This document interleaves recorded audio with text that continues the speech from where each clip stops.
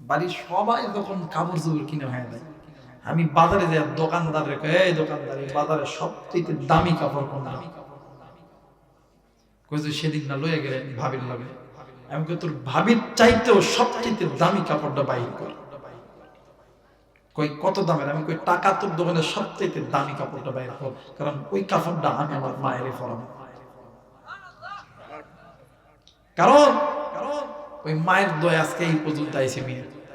আরে এই সন্তান তো সবচেয়ে দামি, যে সন্তান মায়ের জন্য টাকাকে টাকা মনে করে।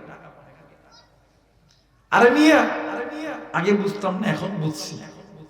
আমার সন্তান যেদিন হইল না, আমি তো এই জায়গায় ওয়াজ করতেছি, আমি যাইতে যাইতে বাচ্চা শেষ। ওই দিনের পরের থেকে 7 দিন আমার বেটা আইসিইউতে ছিল। কোথায় ছিল ভাই? আইসিইউতে। 7 দিনে কতগুলো টেয়া গেছে, কোনোদিন টেয়ারে টেহা মনে করিনি। একদিন আমার এক হুজুর ডাক দেখে, বেটারে এখন কেবা লাগে, কেবা লাগে, এখন টেয়া খরচ হয় না। আমি চিন্তা করে দেখছি, হাইরে সন্তান কেমন জিনিস। সন্তান যদি বিপদে থাকে, মা বাবা কোনোদিন শান্তিতে ঘুমে যাওয়া, কোনোদিন না। আমি তো এমনিতেই মায়ের জন্য আমি একদম ফিদা। আমি যদি নওগাঁতে চলেও যাই, যদি আমার মা যদি কয় যে এটা খাই মাছ, আমি আমার ড্রাইভারে, আমার ড্রাইভার সাথে জিগাইবে নওগাঁ থেকে 50-60 কিলোমিটার রাস্তা আবার বাইকে আসে বগুড়া, এই মা খাইতে চাইছ, একদিন লইতাম, এরপরে যাইতাম। আমি আমার মায়ের জন্য করি জানেন, বাড়ির সবাই যখন কাপড় চোপড় কিনে হয়ে যায়, আমি বাজারে যাই, দোকানদার রেখে, এই দোকানদার, এই বাজারে সবচেয়ে দামি কাপড় কোনটা? কইছে সেদিন না লইয়া গেলেন ভাবির লাগে। আমি কই তোর ভাবির চাইতেও সবচেয়ে দামি কাপড়টা বাইর কর। কই কত দামের? আমি কই টাকা তোর দোকানে সবচেয়ে দামি কাপড়টা বাইর কর, কারণ ওই কাপড়টা আমি আমার মায়ের পরাবো। কারণ ওই মায়ের দয়া আজকে এই পর্যন্ত আইছে মিয়া। একদিন আমার ফ্যামিলির কোন লোক আজও পর্যন্ত আমার 20,000 টাকা একবারে দেয়নি। একদিন কিছু টাকা চাইছিলাম, দেয় নাই কোনো এক কাবে। তো ঘরের মধ্যে এসে কাঁদতেছি, বাবা তো নাই, দিব আবার কি বেলা। আমি কাঁদতেছি, মা এসে আমার বুকে হাত দিয়ে, মাথায় হাত দিয়ে ডাক দেখে, বাপরে কান্দোস না, একদিন আল্লাহ তোরে এত টাকা দিব, দেখবি আল্লাহ তোরে এত দিব, এত দিব, এরা তোর কাছ থেকে হাত পাতা লইবে। বাস্তব ওই মায়ের কথা ঠিক। এখন আমার মা বলে, বেটা কোনো কিচ্ছু নেই, কেবল শুরু হয়েছে। আল্লাহ তোরে এত দিব, এত দিব। কিন্তু ওই দিন আমি মা থাকতাম না, আমিও নিয়ত করছি, মারে তুই যতদিন থাকবি কোনোদিন টাকারে টাকা বলিয়া আমি রায়হান মানতাম না। প্রতিদিন তোর পিছনে 1000 টাকা খরচ করবো, যতদিন আসো ততদিন তোর খেদমত করতে আমি রায়হান কোনোদিন দ্বিধাবোধ করবো না। জোরে বলেন আল্লাহু আকবার। গত কয়েকদিন আগে মাহফিলে কয়ে গেছে, যুবক কোরআন মাথায় নিয়ে কয়ে গেছে, ওই মায়ের খেদমত করিস, ওই মারে ভালোবাসিস, আল্লাহ কোনোদিন অভাব রাখবো না। ব্যবসার মধ্যে লাভ হয় না, পিতা মাতার খেদমত করিস, মহাব্বত করিস, ভালোবাসিস। ওই মার বাবা একটা বার কইবা, আল্লাহ আমার সন্তানকে ব্যবসার মধ্যে বরকত দে। সারা বছর দেখবি 10,000 হয়েছে, সারা মাসে দেখবি 10,000 হয়েছে। মায়ের দয়, বাবার দয়, দেখবি পরের মাসে 1,00,000 টাকা লাভ করে দিছে আল্লাহ সুবহানাল্লাহ। কইতে অনেকে আসো ভাইয়া লেখাপড়া শেষ করে চাকরি নাই, মায়ের খেদমত করে, মায়ের মহাব্বত করে, ভালোবাসো। ওই মা একবার দোয়া করবে, আল্লাহ আমার সন্তানের চাকরির ব্যবস্থা করে দিয়ে না আল্লাহ। ওই মায়ের কথা আল্লাহর কাছে, আল্লাহর দরবারে যাইতে হবে না, খালি বলতে দেরি হইব, আল্লাহ দিতে দেরি করবে না। সুবহানাল্লাহ বলবেন না? এই জন্য মারে মহাব্বত করবেন, ভালোবাসবেন, থাকতে কদর করেন, চইলা গেলে পাবেন না। থাকতে কদর করেন, চইলা গেলে পাবেন না। আমি আমার কথাই কই, মাঝে মধ্যে ঈদের নামাজ আছে না, ঈদের নামাজ পড়ে এতিমের মতো নজর করে দেখে, আহারে কত সন্তান আব্বারে আব্বা করে ডাকে, কত সন্তান, কত বাপ সন্তানরে হাত ধরিয়া মাঠে লইয়া যায়। কিন্তু আমি আবার এখানে এতিমের মতো নজর করে দেখে ডাক দেখে, আল্লাহ আর যদি আমার বাপ থাকতো আমারও তো এমন করে আদর করতো, আমারও তো এমন করে মোহাব্বত করতো, বুকে নিত। কিন্তু মালিক এমন এতিম বানাইছো যে আব্বা বলে ডাকবো, এইরকম মানুষই দুনিয়ার জন্য আমার নাই। মাঝে মধ্যে চিন্তা করি, আমরা তো বড় হয়ে বাবা হারাইছি, আমার নবী জন্মের পূর্বে বাবা হারাইছে, 6 বছর বয়সে বাবার কবর জিয়ারত করতে যায়, মারেও হারাইছে। ইতিম ইতিম ইতিম নবী, ওই নবীর কাছে যদি কেউ দোয়া লইতে যাইতে, আল্লাহ নবী সর্বপ্রথম বলতেন, এই সাহাবী তোমার মা কি জিন্দা আছে? ডাক দিয়ে কই, জি হুজুর, মা জিন্দা আছে। আল্লাহ নবীর পুরো মুখ চোখ লাল টকটকে হয়ে যেত। আল্লাহ নবী ডাক দিয়ে কই, সাহাবীরা রে, দোয়া যদি করতে হয়, দোয়া যদি নিতে হয়, তুমি তোমার মায়ের কাছে যাও, কারণ আমি নবীর আগে তোমার মায়ের দোয়া আল্লাহর দরবারে কবুল। সুবহানাল্লাহ। আমি নবীর আগে এই মায়ের দোয়া কবুল, কারণ পিতা মাতার দোয়া আল্লাহ কোনোদিন খালি হাতে ফেরত দেয়। এই জন্য মায়ের খেদমত করবেন, মহব্বত করবেন, ভালোবাসবেন, থাকতে কদর করেন, চই লাগে না আর পাবেন না। তখন মামা করে ডাকবেন, মা আর আসবে না, আর ঘরের দরজা খুলবে না, আর কেউ ওই রাত্রিবেলা তোমার জন্য জাগিয়ে থাকবে না। স্ত্রী হয়তো বা প্রথম 1 বছর 2 বছর খুব রাত জাগবে, 3 বছর 4 বছর 4টা বছর যখন পার হয়ে যাবে, স্ত্রীও রাত জাগবে না। দেখবেন আপনি যখন বেশি রাত্রে আসবে, দেখবেন মেজাজ খিটমিট করি আপনার সাথে লাগে। কিন্তু মা যতই রাত হোক, যতই ঝড় হোক, বৃষ্টি হোক, আপনি যদি ওই কেজির মোড়ের ওই পার থেকে যদি ডাক দেখুন, মা আমি যাইতে পারতেছি না, এটা ছাতি লইয়া আই,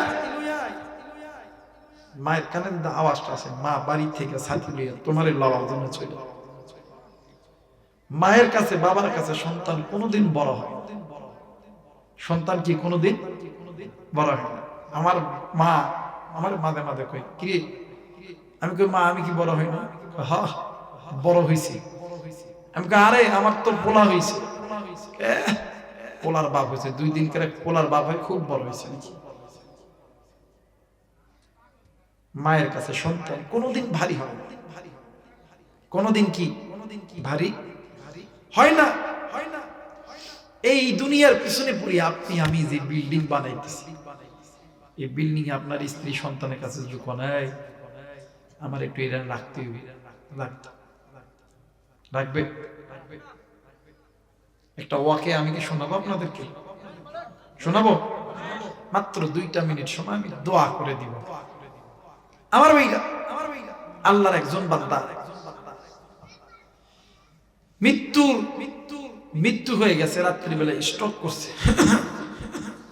আমার ভাইরা 5 তলা 10 তলা বাড়ি বানাইছে, ওই বাড়ির মধ্যে স্ত্রী সন্তান থাকে, কিন্তু মায়ের জায়গা হয় না। মাকে এই বাড়ির সামনে একটা ইট দিয়ে ঘিরে, টিনের চাল দিয়ে একটা ঘর বানায় দিছে। ওই ঘরের মধ্যে মা থাকে, কোন রকম ভাবে থাকে। ওই সন্তান বাড়িতে এসে একাই ওঠে, একাই নামে, কিন্তু মায়ের দিকে তাকায় নাই। আল্লাহর কি কারিশমা! একদিন আল্লাহর বান্দা দুনিয়া থেকে মারা গেছে। যেই সময় মারা গেছে, গভীর রাত, স্ট্রোক করে মারা গেছে। স্ট্রোক হয়েছে আর মরছে। হঠাৎ করে দেখা যায় না যে চা খাইতে খাইতে এক লোকে চা খাইলেন, আইসা দেখলেন বাড়ি, আপনিও গেছেন, হয়ে আইসে স্ট্রোক করে মরে গেছে। খবর পাই, ইসরি কেবলই তো চা খাইতে, এমন হয় না কথা? কয়েকদিন আগে হয়েছে না? মুসলমান ভাইরা আমার, বন্ধুগণ, মা কত দামি জিনিস, বাপ কত দামি জিনিস, কেমন কইরা বুঝাইলে বুঝবে রে যুবক বন্ধু। আল্লাহর বান্দা রাত্রি বেলা বাড়িতে গেছে, আল্লাহর বান্দা স্ট্রোক করিয়া মারা গেছে। ও বন্ধু, এলাকার হাজার হাজার মানুষ ঘুরি দাঁড়ায় গেছে। ও বাদান, শহরের মানুষ, এলাকার মানুষ ডাক দিয়ে কই, বাবা গো, এই রাত্রি বেলা মসজিদের চাবি তো আমাদের কাছে নাই। ও বাবা, ফজরের নামাজ পর্যন্ত তোমরা অপেক্ষা করো, এরপরে এই লাশের ব্যবস্থা আমরা করব। স্বামী ডাক দিয়ে কই, স্ত্রী ডাক দিয়ে কই, না না না, আমি এই লাশটা আমার ঘরে রাখতে পারবো না, আমারে ভয় লাগে। সন্তান ডাক দিয়ে কই, না না, জলদি করে এই লাশটা ঘর থেকে নিচে নামা দাও। ডাক দিয়ে কই, এই লাশটা নিচে নামাইলে তো পাহারা দিতে হবে। সন্তান ডাক দিয়ে কই, না না না, আমি মৃত ব্যক্তির ভয় পাই, আমি মৃত ব্যক্তির ভয় পাই। স্ত্রীও ডাক দিয়ে কই, আমিও ভয় পাই। কন্যা সন্তানও ডাক দিয়ে কই, আমিও ভয় পাই। এলাকার মানুষরা বলতেছে, এত রাত্রিবেলা আমরা কেমন করে কি করব, এই লাশটা কোথায় রেখা যাব। বাড়ির মধ্যে কান্নার আওয়াজ হঠাৎ করিয়া। এইবারে একজন ব্যক্তি ওই মৃত ব্যক্তির মায়ের কাছে গেছে, ডাক দিয়ে কই, মা গো, ডাক দিয়ে কই, বাবা গো, কি হইছে গো বাবা, বাড়ির মধ্যে সবাই কেন কান্দে গো বাবা। এই ব্যক্তি ডাক দিয়ে কই, মা গো, তোমার কলিজার টুকরা সন্তান দুনিয়া থেকে চলিয়ে গেছে। মা অন্ধ, চোখে ভালো মতন দেখতে পারে না, ভালো কইরা হাঁটতেও পারে না। মা জননী ঘরের মধ্যে কান্দে আর কান্দে। ও বাবা, এক পর্যায়ে এলাকার মুরব্বীরা ডাক দিয়ে কই, বল, তোমার সন্তানের লাশটা দিয়ে তোমার কাছে পাহারা দিতে হবে, তোমার সন্তানকে দিয়ে তোমার একটু পাহারা দিতে হবে। মা ডাক দিয়ে কই, ভাই রে, কই কই কই, আমার সন্তানের প্রাণের স্ত্রী আজকে কই গেছে, আমার সন্তানের প্রাণের বিবি আজকে কই গেছে, আমার সন্তানের প্রাণের সন্তান আজকে কই গেছে, প্রাণের কন্যা সন্তান আজকে কই গেছে, প্রাণের শ্বশুর শাশুড়ি কই গেছে। এরা তো অনেক ভালো ছিল, আমি মাত্র ভালো ছিলাম না। এরা কি পারে না আজকে একটা রাতটা ওই মৃত লাশটাকে দেখিয়ে রাখতে। ডাক দিয়ে কই, না না না, তারা লাশটাকে ঘর থেকে বাইরে করে দিয়েছে, তাদের নাকি মৃত লোককে দেখলে ভয় হয়। মা কান্দেরা ডাক দিয়ে কই, বাইরে দে দে দে, লাশটা আমার ঘরের মধ্যে দে, আমার বালিশের মাঝখানে আমার সন্তানের লাশটা দে।